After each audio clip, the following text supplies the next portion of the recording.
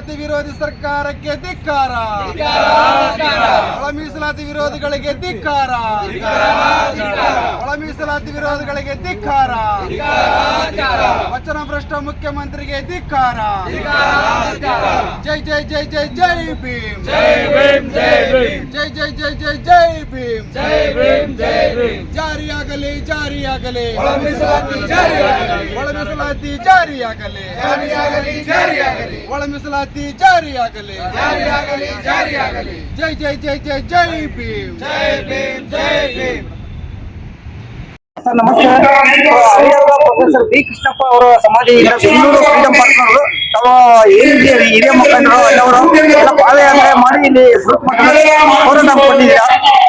ಇವತ್ತು ದಿವಸ ಘಟನಾವಳಿಗಳು ಬೆಳಗ್ಗೆ ಬಿಜೆಪಿ ನಾಯಕರೆಲ್ಲ ಬಂದು ಬಹಳಷ್ಟು ಪ್ರೋತ್ಸಾಹ ಪಡೆದಿದ್ದಾರೆ. ಅದ್ರ ಬಗ್ಗೆ ನಾವು ಹೇಳಿ ಸರ್.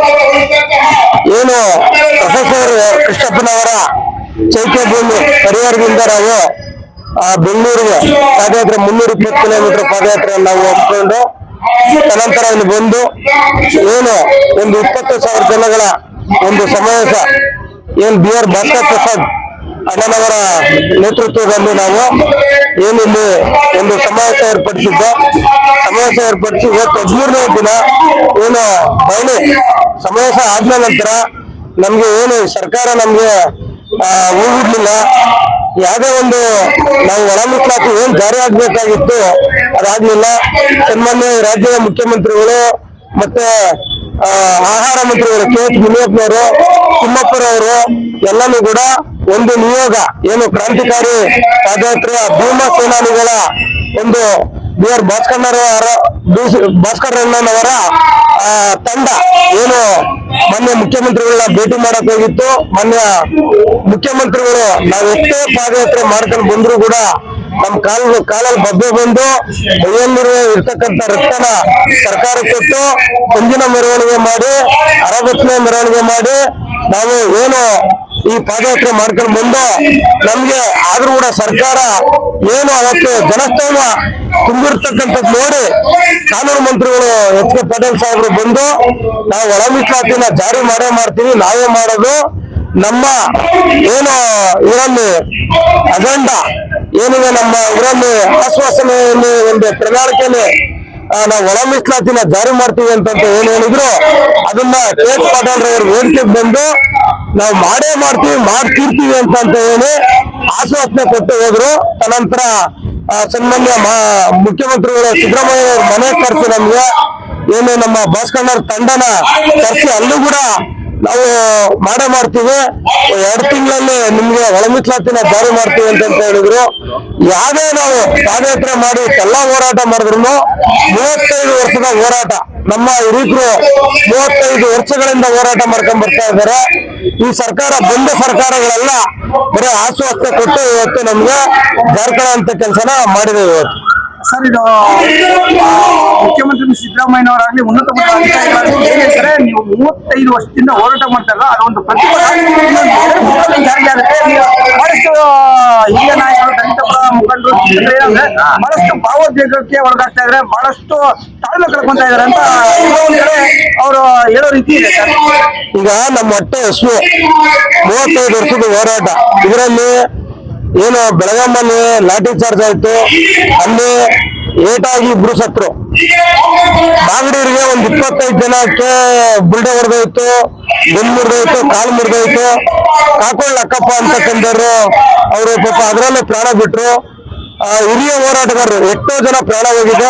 ಹುಬ್ಬಳ್ಳಿ ಸಮಾವೇಶಕ್ಕೆ ಬಂದು 8 ಜನ ನಮ್ಮ ಕುಲ ಬಾಂಧವರು ತೀರ್ಕೊಂಡ್ರು, ಆಕ್ಸಿಡೆಂಟ್ ಆಗಿ ತೀರ್ಕೊಂಡ್ರು ಸಮಾವೇಶಕ್ಕೆ ಬಂದು.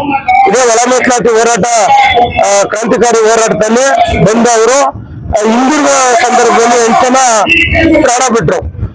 ಎಲ್ಲ ಪ್ರಾಣ ತ್ಯಾಗಗಳಾದ್ರೂ ರಕ್ತ ಕ್ರಾಂತಿ ಆದ್ರೂ ಕೂಡ ಯಾವುದೇ ಸರ್ಕಾರ ಬಂದ್ ಸರ್ಕಾರ ನಮ್ಗೆ ಕಣ್ಣೋಸ್ತಕ್ಕಂಥ ಕೆಲಸನ ಮಾಡಿದೆ ಹೊರತು ನಮ್ಗೆ ಯಾವುದೇ ಇಂಥವ್ರಿಗೂ ಕೂಡ ಒಳ ಮೀಸಲಾತಿ ಜಾರಿ ಆಗಿಲ್ಲ.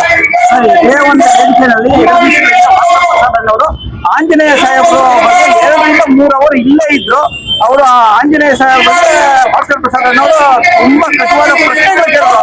2 ತಿಂಗಳಲ್ಲಿ ನಾನು ಮಾಡಿಸ್ತೀನಪ್ಪ, ಮಾಡಿಸಿಲ್ಲ ಅದನ್ನ ಆಮೇಲೆ ನೀವು ಪ್ರಶ್ನೆ ಮಾಡಿ ಅಂತ ಇವ್ರಿಗೆ ಹೇಳಿದ್ದಾರೆ. ಅದು ಹೇಳಿ ಸರ್. ಸನ್ಮಾನ್ಯ ಚಾಂದಿನ ಮಾಜಿ ಮಂತ್ರಿಗಳು ಏನು ಬಂದು ನಮ್ಮ ಕ್ರಾಂತಿಕಾರಿ ಪಾದಯಾತ್ರೆ ಸೇನಾನಿಗಳಿಗೆಲ್ಲ ಬಂದು ಇಲ್ಲಿ ಪಾದಯಾತ್ರಿಗಳಿಗೆ ಅವ್ರಿಗೆಲ್ಲ ಮಾತಾಡಿಸಿ ಬಿ.ಆರ್. ಭಾಸ್ಕರ್ ಪ್ರಸಾದ್ ಅವರ ನೇತೃತ್ವದಲ್ಲಿ ಏನು ಆಶ್ವಾಸನೆ ಕೊಟ್ಟೋದ್ರು ಅವ್ರಿಗೆ ಸರ್ಕಾರ, ಇವತ್ತಿನ ಸರ್ಕಾರ ಕಣ್ಣೋಸ್ತಕ್ಕಂಥ ಕೆಲಸ ಹೆಚ್ಚಾಂಜನೇಯರನ್ನ ಮುಂದೆ ಬಿಟ್ಟು ಕಣ್ಣೋಸ್ತಕ್ಕಂಥ ಕೆಲಸಕ್ಕೆ ಮುಂದಾಗಿದೆ. ಯಾವ್ದೋ ಅವರು ನಮ್ಮ ಹೋರಾಟದ ಪರ ಬಂದು ನಿಂತ್ಕೊಂಡು ದಿಟ್ಟ ನಿಲುವನ್ನು ತಾಂಡಿ ನಾನು ಮಾಡ್ತೀನಿ ಅಂತ ಬಂದಿಲ್ಲ. ಸರ್ಕಾರದ ಒಬ್ಬ ಏಜೆಂಟ್ ಈ ಕ್ರಾಂತಿಕಾರಿ ಇದಕ್ಕೆ ಬಂದಿದ್ದ ಅಂತ ಹೇಳಕ್ಕೆ ಇಷ್ಟಪಡ್ತೀನಿ.